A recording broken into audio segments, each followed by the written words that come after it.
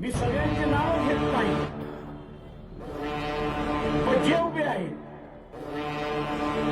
त्या सगळ्यांच्या पाठीमागे आपण खंबीरपणे उभं राहिलं पाहिजे हे लक्षात घ्या.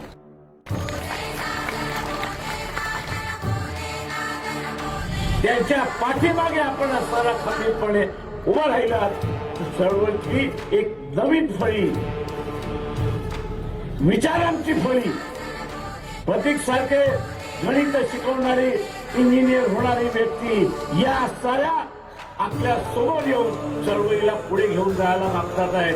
त्यांना आपल्या साथ याची असतात.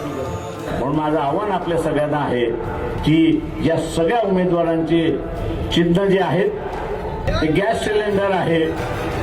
जिंकतो की हारतो हा डोक्यामधनं विचार काढून टाका.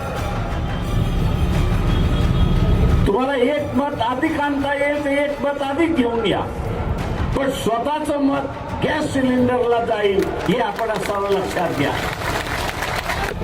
मी असं म्हणेन की सिलेंडरला दिलेलं मत इथल्या सेक्युलर शक्तीला, संविधानवादी शक्तीला आणि मनुवाद्याच्या विरोधात जे आहे त्यांना एक संदेश आपण असताना देतोय की आम्ही या देशाचं नेतृत्व करायला फुले शाहू आंबेडकरी जनता तयार आहे.